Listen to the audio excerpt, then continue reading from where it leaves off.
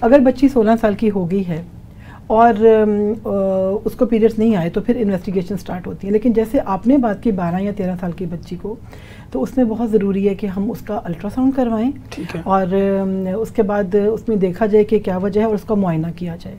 ایک کاز اگر اس کو الٹرا ساؤنڈ کے اوپر کوئی میس فیل ہوتا ہے, اس کو پین ہوتی ہے, تو سم ٹائمز ایک امپرفوریٹ ہائمن ایک ٹرم ہوتی ہے جس میں کہ جہاں سے ہمارا مینسٹرل بلڈ نکلتا ہے وہ جگہ پیدائشی طور پہ وہ بند ہوتی ہے.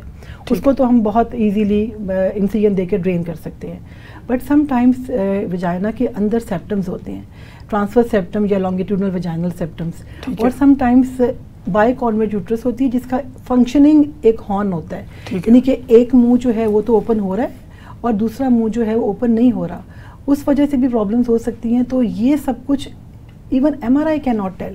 ان کنڈیشنز میں ہم لوگ سم ٹائمز لیپروسکوپی اور ہسٹیروسکوپی کمبائن کر کے کرتے ہیں, اور اس کو ہم بڑے ایزی طریقے سے ہم اس کو دونوں موڈیلٹیز کے ساتھ ٹریٹ کر سکتے ہیں.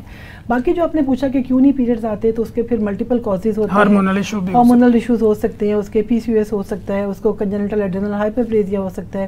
لیکن جو اسٹرکچرل ایبنارمیلٹیز ہیں اس میں یہ امپرفوریٹ ہائمن یا سیپٹم ہو سکتا ہے.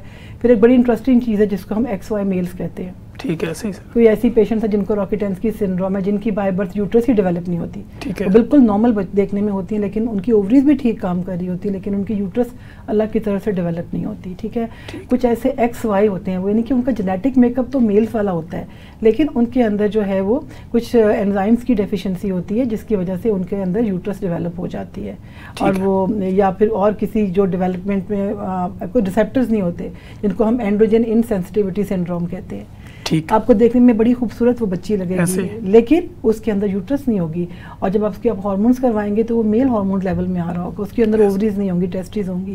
تو یہ ایک بہت کمپلیکس فیلڈ ہے.